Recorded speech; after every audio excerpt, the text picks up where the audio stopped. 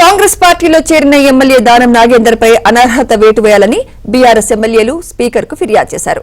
ఎమ్మెల్యేలు పాడి కౌశిక్ రెడ్డి, ముఠా గోపాల్, బండారి లక్ష్మారెడ్డి, కాలేరు వెంకటేష్ స్పీకర్ ను కలిసి వినతి పత్రం ఇచ్చారు.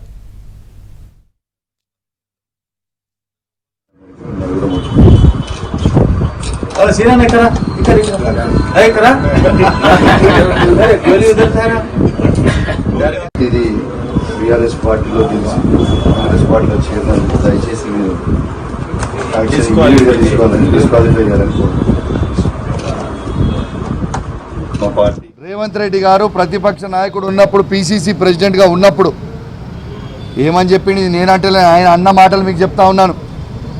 ఒక పార్టీలో గెలిచి ఒక పార్టీలో చేరినోని రాళ్లతోని కొట్టి చంపాలన్నాడు.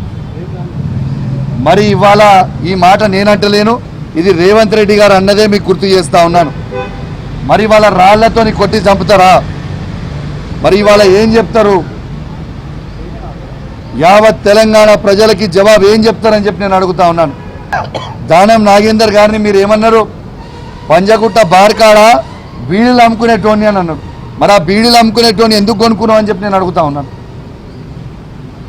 మేము ఖచ్చితంగా చెప్తా ఉన్నాం, బీఆర్ఎస్ పార్టీ బీఫామ్ మీద గెలిచి వదిలిపెట్టి పోయిన నాగేందర్ గారిని 101% ఇలా ఎమ్మెల్యేగా డిస్క్వాలిఫై కాబోతా ఉన్నారు.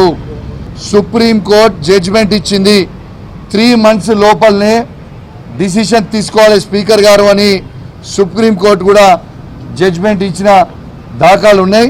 ఖచ్చితంగా 3 months లోపలనే దానం నాగేందర్ గారు డిస్క్వాలిఫై కాబోతా ఉన్నారని చెప్పి ఈ సందర్భంగా తెలియజేస్తా ఉన్నాను.